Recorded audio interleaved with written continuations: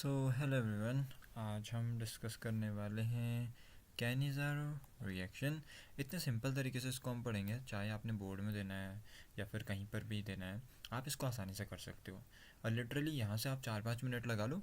I am being honest with you, आपको ये इतनी अच्छी तरीके से समझ में आ जाएगी कि आपको फिर कभी इसको शायद दोबारा पढ़ने की ज़रूरत ही ना पड़े। ओके, सो स्टार्ट करते हैं। कैनिज़ारो रिएक्शन होती क्या है? तो कैनिज़ारो रिएक्शन असल में एक रिडॉक्स रिएक्शन है, जिसमें असल में दो molecules of a non enolisable aldehyde, जिसमें हमारे पास अल्फा हाइड्रोजन नहीं होता है। ठीक है, एनोलेट एक काइंड ऑफ आयन होता है, उसको हम किसी अलग वीडियो में पढ़ेंगे।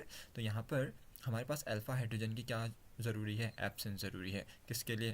कैनिज़ारो रिएक्शन के लिए। लेकिन वो एल्डिहाइड्स का क्या, जिनके पास अल्फा हाइड्रोजन होता है, तो वो एल्डोल कंडेंसेशन दिखाते हैं। ओके, वो एल्डोल कंडेंसेशन दिखाते हैं। जिनके पास नहीं होता है वो कैनिज़ारो रिएक्शन दिखाते हैं। इसलिए कैनिज़ारो रिएक्शन ये सिर्फ फॉर्मेल्डिहाइड, ठीक है, सिर्फ आपको फॉर्मेल्डिहाइड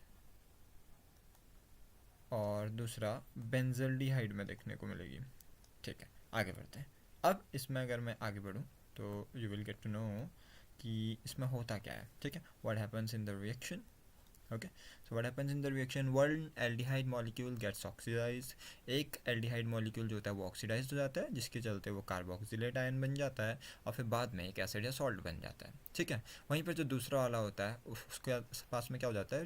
रिडक्शन हो जाता है। ओके, हमने जैसे ऊपर पढ़ा था कि रिडॉक्स रिएक्शन है, यानी कि एक तरफ ऑक्सीडेशन होगा और दूसरी तरफ हो जाएगा रिडक्शन। बेस्ड ऑन दैट ये एक अल्कोहल बन जाएगा। अब एक बार रिएक्शन को डिस्कस करते हैं, इसके बाद डायग्रामेटिक स्ट्रक्चर से इसको समझेंगे और ट्रिक समझेंगे कि कैसे हम इसको आसानी से कर सकते हैं। ओके, तो यहाँ पर आप देख सकते हैं क्लियरली कि हमारे पास दो हमने फॉर्मेल्डिहाइड लिए, that is HCHO and HCHO। जब ये NaOH एक स्ट्रॉन्ग बेस जो है उसके प्रेजेंस में आपस में मिलते हैं तो क्या होता है? फॉर्मेशन हो जाती है एक सोडियम फॉर्मेट की, जो कि हमारा एक सॉल्ट है, और एक अल्कोहल की, जो यहाँ पर बन रहा है मीथेनॉल। सेम अगर मैं इसी चीज़ को आगे पढ़ूँ तो हमारे बेंजल्डिहाइड जब आपस में रिएक्ट करते हैं तो ये क्रिएट कर देते हैं सोडियम बेंजोएट और बेंजाइल अल्कोहल। ठीक है, तो ये तो हो गई छोटी सी ब्रीफ समरी। अब यहाँ से हम आगे बढ़ते हैं और समझते हैं कि ये असल में टेक प्लेस करता कैसे है। तो अब स्टार्ट करते हैं रिएक्शन विद फॉर्मेल्डिहाइड। ओके, तो फॉर्मेल्डिहाइड हमें पता है कि फॉर्मेल्डिहाइड क्या होता है? HCHO होता है। क्या होता है? H, then we get a C, double bond O, single bond H। ठीक है, इसमें हमारा एक और HCHO आएगा।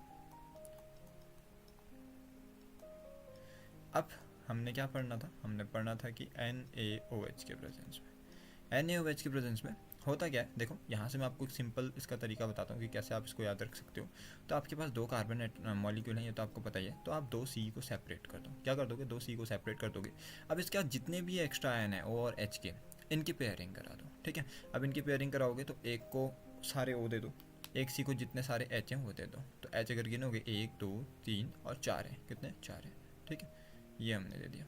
अब इसके बाद यहाँ से हमें पता है कि Na जो होता है वो पॉजिटिव आयन होता है और OH जो होता है वो नेगेटिव आयन होता है। तो जो पॉजिटिव पार्ट होगा वो जाके नेगेटिव वाले COO नेगेटिव के पास जाके चिपक जाएगा, और जो नेगेटिव पार्ट होगा वो CH4 पॉजिटिव के पास जाके, तो जिसके चलते हमारी फॉर्मेशन हो गई एक अल्कोहल की। लेकिन यहाँ पर एक चीज़ जो ध्यान देने वाली है वो ये है कि CH4OH नाम का जो मॉलिक्यूल है वो पॉसिबल नहीं है, क्योंकि यहाँ पर C की वैलेंसी हो जा रही है 5। इसलिए हमारे पास क्या आता है? CH3OH। ओके, और ये जो हमारा बचा हुआ वाला H था CH4 में से, जो एक हटा वो चला जाता है यहाँ। अब यही चीज़ हमने ऊपर पढ़ी थी कि HCOONA बन जाता है। अगर HCOONA बन गया तो ये हमारी फॉर्मेशन हो गई सोडियम फॉर्मेट की, और ये फॉर्मेशन हो गई मेथनॉल की।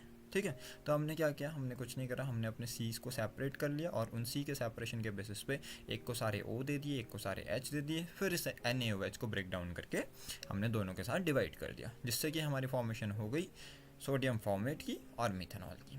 ओके, अब क्विकली यही रिएक्शन को हम देखते हैं benzaldehyde. Okay, so I am done with the structures. अब हमें अपनी ट्रिक याद रखनी है। हमें क्या करना है? पिछले बार हमारे जो CC के कंपाउंड थे हमने CC सेपरेट कर लिया था। अब हम यहाँ पे दोनों अपनी बेंजीन रिंग सेपरेट कर लेंगे। ओके, बेंजीन रिंग सेपरेट कर लेंगे। Simple simple simple. फटाफट से दूसरी बेंजीन रिंग भी बना देता हूँ।